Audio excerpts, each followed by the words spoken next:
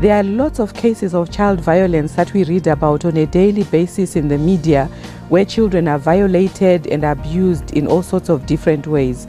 During the COVID pandemic, we saw that there was such a high level of children that were out of school because of lockdown, especially girl children that got pregnant during the lockdown, and because of that, when schools reopened, they were excluded from schools. Most of these issues have had a very serious impact on children, and especially when it comes to issues like education, retention in school, transition in higher institutions of learning like secondary school. So all these issues are issues that are of great concern to World Vision as a child-focused organization.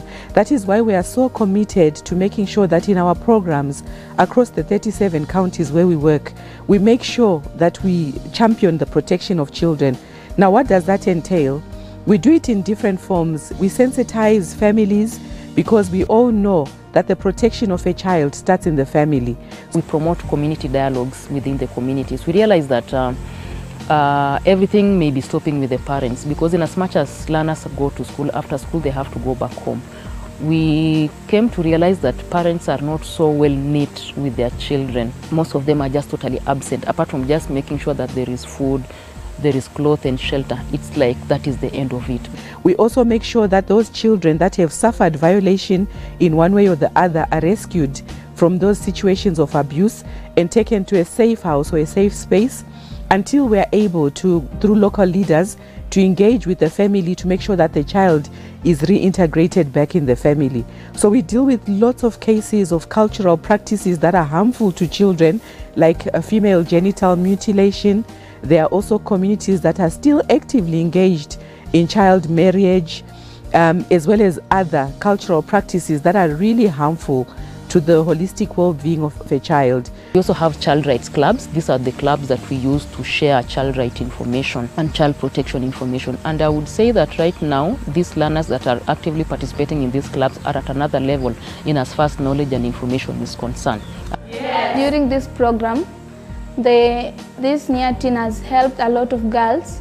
They now don't engage themselves in having sex so that they don't have early pregnancies, and it may lead to dropping out of schools, so they have now abstained. We've been equipping these learners with that skill on how to make the reusable sanitary towels using the volunteers that we've been working with in the project since 2016. So far the progress is good, because we are sure that even as the project transitions, the sanitary towels continue being produced and used within the community. And we're really advocating for the reusables because, number one, they're very cheap. Earlier on, we were not present to school because of lack of sanitary pads.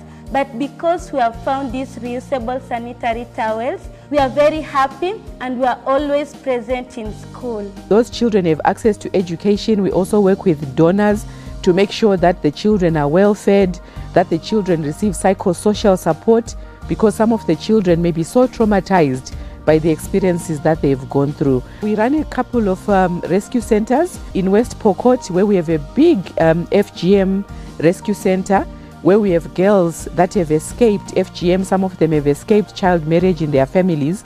So they live at this boarding school in West Pokot, and we ensure that they have access to education.